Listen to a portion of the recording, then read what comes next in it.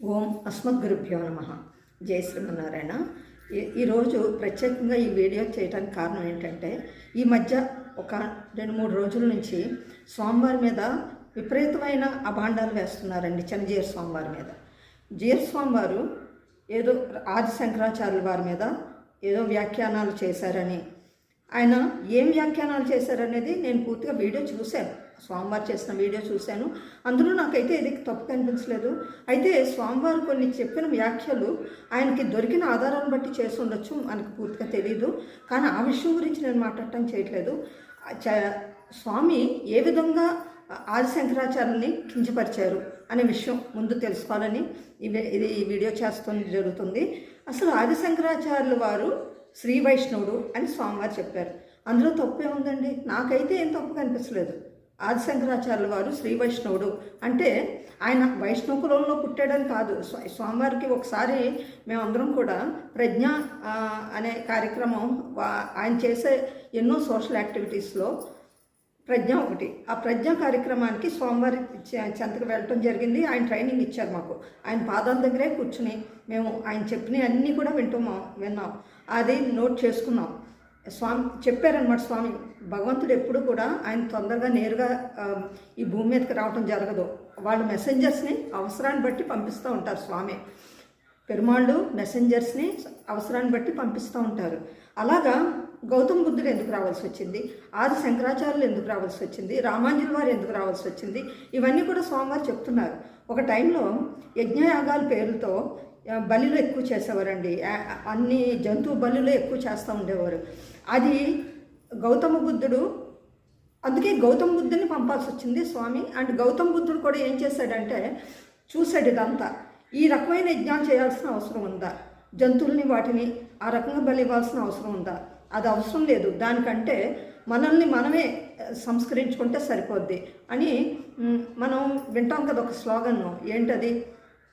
ధర్మం శరణం గచ్చామి, సంఘం శరణం గచ్చామి, ఇలా ఉన్నాయి కదండి. అది ఇవి చెప్పిన మన గౌతమ బుద్ధుడు ఏం చేశాడు? మనలోనే భగవంతుడు ఉన్నాడు, మనం ధర్మ మార్గంలో సమాజాన్ని దృష్టిలో పెట్టుకుని మనుగడ సాగిస్తే సరిపోతుంది, ఇంకా మనం యజ్ఞాలు చేయాల్సిన అవసరం లేదు అన్న మాటని గౌతమ బుద్ధుడు చెప్పడం జరిగింది. మనం ధర్మ మార్గంలో సమాజాన్ని దృష్టిలో పెట్టుకుని మనుగడ జీవిస్తే చాలు అన్నది ఎందుకన్నారు? ఇలా ఈ విధమైన యజ్ఞాలు బలులు చేయకుండా బలులు ఇచ్చే యజ్ఞాలు చేయవసరం లేదు అని చెప్పడానికి గౌతమ బుద్ధుడు చెప్పడం జరిగింది. అయితే ప్రజలు ఏమనుకున్నారంటే, ఆయన ఎప్పుడైతే అహం బ్రహ్మస్మి అనుకున్నారో, అయితే నేనే బ్రహ్మ నేనే దేవుడు అనుకోవటం మొదలుపెట్టి ఈ ప్రకృతిని పూర్తిగా విస్మరించారు. యజ్ఞయాగాదులన్నీ మానేశారు. కాబట్టి యజ్ఞాలు జరగాలండి. ఎవరి కోసం? దేవతల్ని సంతృప్తిపరచడం కోసం. దేవతలు అంటే ఎవరు?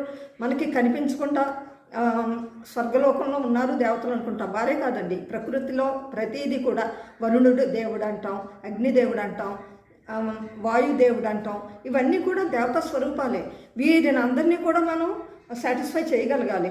దానికి యజ్ఞం అనేది చాలా చాలా ఇంపార్టెంట్. అయితే ఆ యజ్ఞాలు పూర్తిగా మర్చిపోయారు, ఈ వేదాలను కూడా విస్మరించారు. కాబట్టి ఈ వేదాన్ని వెలుగులోకి తీసుకురావాలి, యజ్ఞాలు మళ్ళీ చేసేటట్టుగా ప్రజల్ని ఎంకరేజ్ చేయాలి అని ఆది శంకరాచార్యులు వారు వచ్చారు. అది కూడా స్వామి చెప్పారు. ఆది శంకరాచార్యులు వారు ఎందుకు వచ్చారు అంటే, యజ్ఞాన్ని విస్మరించకూడదు, అదేవిధంగా మనం వేదాలని బయటకు తీసుకురావాలి. వేదవాంగ్మయాన్ని బట్టే ఈ సృష్టి అంతా జరిగింది. కాబట్టి వేదాన్ని బయటకు తీసుకురావాలని ఆది శంకరాచార్యులు రావటం జరిగింది అని స్వామివారే ఆయనే చెప్పారు. అందుకని స్వామి ఆది శంకరాచార్యులు వారు ఎక్కడ డిగ్రేడ్ చేసి మాట్లాడారు చెప్పండి? ఆది శంకరాచార్యులు వారు వచ్చారు. వచ్చిన తర్వాత ఆయన 32 సంవత్సరాలు ఇక్కడ ఉన్నారు. ఆయన చెప్పింది కూడా ఏంటంటే, మనలోనే పరమాత్మ ఉన్నాడు, అద్వైత మతం అయింది, అద్వైత సిద్ధాంతం. అంటే నేను వేరు కాదు, భగవంతుడు వేరు కాదు, మేమిద్దరం ఒకటేగా ఉంటాము, కానీ విడివిడిగా ఉంటాము అనేది ఆయన ఇంకా విశ్లేషించి చెప్పేంత టైము ఆయన ఇక్కడ లేరు. ఆయన 32 సంవత్సరాలు ఉన్నారు. ఆయన చేయాల్సిన కార్యక్రమాలన్నీ చేశారు. ఇంకా ఆయన టైం రాగానే ఆయన వెళ్ళిపోయారు. అయితే జనం అప్పటికి కూడా ఏమనుకుంటున్నారంటే, అహం బ్రహ్మస్మి, నేనే బ్రహ్మ, ఇదంతా ప్రకృతి అంతా మిథ్య అనే ఇదిలో ఉండేవారు అనమాట. ప్రకృతిని విస్మరించడం మళ్ళీ మొదలుపెట్టారు. కానీ ప్రకృతి, ఆత్మ, పరమాత్మ, ప్రకృతి అన్నీ కూడా కలిస్తేనే బ్రహ్మ అనే విషయాన్ని, దీన్నే విశిష్టాద్వైతం అంటాం. అది చెప్పటం కోసం రామానుజుల వారు రావాల్సి వచ్చింది. ఇలా ఒకరి తర్వాత ఒకరు ఎందుకు రావాల్సి వచ్చింది అనేది స్వామివారు చాలా క్లియర్గా చెప్పడం జరిగింది. అంతేకాని ఇందులో ఒకరిని హైలైట్ చేయటం, ఒకరిని డిగ్రేడ్ చేయటం అనేది ఏది లేదు ఇక్కడ. ఆ రకంగా రామానుజుల వారు ఇక్కడికి రావటం జరిగిందని స్వామివారు చెప్పారు. ఇంకొక విషయం వచ్చేసరికి, ఇప్పుడు ఆది శంకరాచార్యుల వారు వైష్ణవుడు, పరమ వైష్ణవుడు అని చెప్పారు. స్వామి అందరూ వీడియో చూస్తుంటారు. ఆయన శ్రీ వైష్ణవుడు. ఆయన ఇంకా రామానుజుల వారు ఏమైనా మొహమాట పడితే పడి ఉండొచ్చు, కానీ ఈయన మాత్రం విష్ణువే, నారాయణుడే అని, వాసుదేవుడే అని ఆయన వ్యాఖ్యలో, ఆది శంకరాచార్యుల వారి వ్యాఖ్యలో రాశారని చెప్పారు. అదే కాకుండా మనం కనుక తెలుసుకుంటే ఆయన జీవిత చరిత్రలో ఆయన డ్రెస్సింగ్ అంతా కూడా సైవైట్లాగా ఉన్నప్పటికీ ఆయన స్మరించేది మాత్రం నారాయణ్ణి. కాబట్టి అందుకనే ఆయన పరమ భక్తుడు, శ్రీ వైష్ణవుడు అని చెప్పడం జరిగింది. అలాంటి శ్రీ వైష్ణవ తత్వం ఉన్న ఆది శంకరాచార్యుల వారిని చిన్నజీయ స్వామి వారు ఎందుకు ఖండిస్తారు, ఎందుకు ఆయన గురించి తప్పుగా మాట్లాడతారు, ఎందుకు విభేదాలు సృష్టిస్తారు అనేది మనం అందరం కూడా అర్థం చేసుకోవాల్సిన విషయం. అది అండి. అదే కాకుండా పైగా ఏంటంటే, ఇక్కడ స్వామి చేసే ఎన్నో మంచి కార్యక్రమాలు ఉంటున్నాయి. ఆయన అన్ని ధార్మిక మార్గం, ఆయనకు అసలు ఒక క్షణం రెస్ట్ అనేది ఉండట్లేదు. ఎందుకంటే యాజ్ డివోటీస్ మేము వెళ్ళినప్పుడల్లా చూస్తూ ఉంటాం, ఆయన ఎప్పుడు కొంచెం కూడా రెస్ట్ తీసుకోరు. ఆయనకి ఎన్నో కార్యక్రమాలు ఉన్నాయన్న విషయం మీకు తెలుసు. ఎంత ధార్మికమైన జీవితం ఆయన గడుపుతారనే విషయం తెలుసు. ఆయన పరమ భక్తుడు కాబట్టి, వైష్ణవ భక్తుడు కాబట్టి, ఆయన గురువులైన రామానుజాచార్యుల వారిని ఆయన చెప్పటం, అది ఆయన విద్యుక్త ధర్మంగా ఆయన చేసుకుని చేస్తారు. అలా అని చెప్పి ఆది శంకరాచార్యులు వారు ఎక్కడా కించపరచడం జరగలేదు.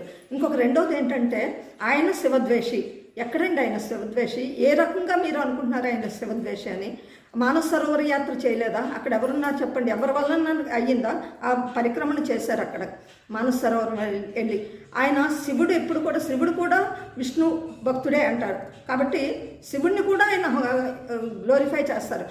మేము 108 దివ్యదేశాలు అక్కడ ఉన్న వాటిల్లో కొన్ని దివ్యదేశాల్లో శివుడిని హైలైట్ చేయడం జరుగుతుంది. అందులో ఒకటి చెప్తారు, స్వామి చెప్పారు ఒక సందర్భంలో, ఒక దివ్యదేశంలో ఏంటంటే శివుడు కూడా అక్కడ ఉంటాడనమాట. క్షేత్రాధిపతిగా ఒక చోట ఉంటాడు. ఆయనకు అన్ని సౌకర్యాలు బాగున్నాయా లేదా అని, ఏదో ఒక చిన్న ఉత్సవంలాగా. ఇక్కడ పెరుమాళ్ దగ్గర నుంచి కొంతమంది స్వాములు వెళ్ళి అక్కడ మీకు అంతా బాగుందా అంటాం. అక్కడ అన్నీ ఏ ప్రాబ్లమ్స్ లేకపోతే అక్కడ అంతా బాగానే ఉందని మళ్ళీ శివుడు ఇక్కడికి తీసుకురావటం మెసేజ్. అంటే శివుడు ఫాలోవర్స్ అక్కడికి వెళ్ళిన అక్కడ స్వాములు ఇక్కడికి చెప్పటం, ఇవన్నీ కూడా ఒక చక్కగా ఒక ప్రాసెస్లో, ఐ మీన్ ఎలా ఒక ఉత్సవంగా జరుగుతూ ఉంటుంది అనమాట ప్రతిసారి. ఒకవేళ అక్కడ ఏమన్నా ప్రాబ్లమ్స్ ఉన్నాయనుకోండి, అక్కడ ప్రాబ్లమ్స్ ఉన్నట్టుగా అర్చకులు వచ్చి అక్కడ స్వాములు చెప్పడం కూడా జరుగుతూ ఉంటుంది. ఈ విధంగా ఒక మంచి ఫ్రెండ్షిప్ అనాలి. ఆ ఫ్రెండ్షిప్ శివుడికి విష్ణువుకి మధ్య ఉంది. వీరి ఇద్దరి మధ్య భేదం లేదు అంటే ఏంటండి? భేదాభిప్రాయాలు లేవు వారికి, కానీ తేడా అయితే ఉంది అని చెప్తారు స్వామి. ఎందుకంటే విష్ణువు ఏం చేస్తాడు? అన్నిటినీ ఆర్గనైజ్ చేస్తాడు కదా. స్థితికారకుడు, సృష్టికర్త బ్రహ్మ, లయకారకుడు శివుడు. ఈ విధంగా వీరి యాక్టివిటీస్ని చేస్తున్నారు కాబట్టి తేడాలు అయితే ఉన్నాయి, కానీ భేదభావాలు అయితే లేవని ప్రతిసారి స్వామివారు చెప్తారు. ఇంకా స్వామి శివుడి యొక్క శివద్వేషాన్ని ఎవరికి ఎలా చెప్పగలుగుతారండి? నిజంగా చెప్పాలంటే అటు ఆది శంకరాచార్యుల వారు అయితే ఏంటి, పరమశివుడు అయితే ఏంటి, స్వామిని ఎంతో అప్రిషియేట్ చేస్తారని నేను అనుకుంటాను. ఆనందపడతారు ఆయన చేసే కార్యక్రమాలకి, ఆయన చేసే ఏ ప్రచారానికన్నా వారు ఆనందిస్తారని నేను అనుకుంటున్నాను. కానీ మనలో మనమే అనవసరంగా గొడవలు పడి హిందువుల మధ్య గోడలు కడుతున్నారని ఇవన్నీ చెప్పడం అది కూడా కరెక్ట్ కాదు. ఇప్పుడు ఎవరి భక్తి వారికి ఉంటుంది, అది కాదను. ఆయన నిజంగా ఆది శంకరాచార్యులు ఎంత గొప్పవారు అనేది ఉంటుంది. వారి శిష్యులకి డెఫినెట్గా వారంటే ఎంతో భక్తిభావాలు ఉంటాయి. అదేవిధంగా స్వామివారికి కూడా ఉంది. కాకపోతే ఈయన రామానుజుల వారిని హైలైట్ చేసినా ఎప్పుడు కూడా ఆది శంకరాచార్యుల్ని డిగ్రేడ్ చేయడం జరగలేదు. అది మనం అందరం కూడా తెలుసుకుని స్వామివారిని మరీ దారుణంగా మాట్లాడుతున్నారు, వీడియోలు చేస్తున్నారు. ఆయన ఎంత దారుణంగా కామెంట్లలోనూ అది పెడుతున్నారు, ఎంత దారుణంగా అంటున్నారంటే ఆయన చేసే మంచి కార్యక్రమాలు ఎవరికీ కనిపించట్లేదా ఏంటనేది మాకు అర్థం కాదు. ఆయన కూడా ఒక మెసెంజర్గా వచ్చారు. ఎవరి వల్ల అవుతాయండి ఇన్ని గొప్ప గొప్ప కార్యక్రమాలు? ఆయన ఒళ్ళు హోనం చేసుకుంటూ ఇంతమందికి శిష్యులు సంపాదించుకున్నారు అంటే అది ఆయనకి ఎలా వస్తుంది, ఈ ధనం ఎలా వస్తుందంటే అది భగవంతుడి కృప అమ్మవారి కృప ఉంటే రాదండి, ఎలా అయినా వస్తుంది.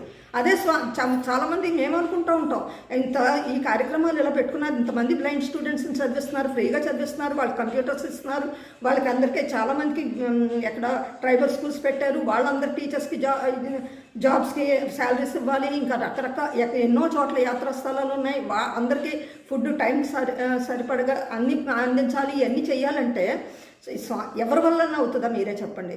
ఇలాంటి ఎప్పుడైనా సంతకం లాంటి కార్యక్రమాలు ఏమైనా జరిగినప్పుడు అసలు అక్కడుండే జనమే ఇప్పుడు 3,000 5,000 అంటుంటాయి అనుకుంటాను. ఇలాంటి ప్రత్యేకమైన కార్యక్రమాల్లో 10,000 ఇంకా అంతకంటే ఎక్కువే ప్రతిరోజు ఉంటారేమో. స్వామివారి దర్యారాధనకి ఎంతమంది ఉంటారు, ఎంతమంది వస్తారో తెలియదు. అప్పటికప్పుడు వాళ్ళందరికీ చక్కగా ఎటువంటి డిస్టర్బెన్స్ లేకుండా ఎంతో చక్కగా ఆరోగ్యకరమైన రీతిలో ఒక పద్ధతిగా వారికి దర్యారాధనలన్నీ ఏర్పాటు చేస్తున్నారు. ఇంతమందిని వారు స్వామివారు పోషిస్తున్నారు, వారిని వారు హోనం చేసుకుంటూ వారి శరీరాన్ని గురించి ఆయన పట్టించుకోకుండా. అటువంటి స్వామివారి మీద నిందలు ఎలా వేయగలుగుతారండి? అది చాలా తప్పు. నిజంగా తెలుసుకోండి, వెళ్ళి స్వామివారి ఆశ్రమానికి వెళ్ళి అక్కడ ఏం జరుగుతున్నాయి, యాక్టివిటీస్ ఎలా జరుగుతున్నాయి అనేది తెలుసుకోండి. ఆ డబ్బు కూడా ఎలా వస్తుంది అనేది కూడా ఎవరెవరో ఇవ్వటం కాదండి, అది కేవలం భగవద్ అనుగ్రహం, స్వామివారి సంకల్ప బలం. ఈ రెండిటి వల్లే స్వామి చేసే మంచి పనులు, మనం ఎప్పుడైతే మంచి పనులు చేసామో భగవద్ అనుగ్రహం ఎప్పుడూ ఉంటుంది, విష్ణు అనుగ్రహం ఎప్పుడు, నారాయణ అనుగ్రహం ఎప్పుడూ ఉంటుంది. నారాయణ భార్య కదా లక్ష్మీదేవి తల్లి, ఆ లక్ష్మీదేవి తల్లి కదా సంపద ఆవిడే ఇస్తారు. కాబట్టి ఎటువంటి ఆటంకం లేకుండా అన్ని కార్యక్రమాలు అంత బాగా జరుగుతున్నాయంటే ఆయనే సత్సంకల్పులు.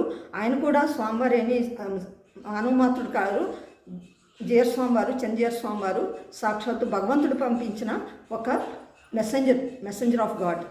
కాబట్టి మనం ఆయన్ని తప్పుగా మాట్లాడటం అది కరెక్ట్ కాదు.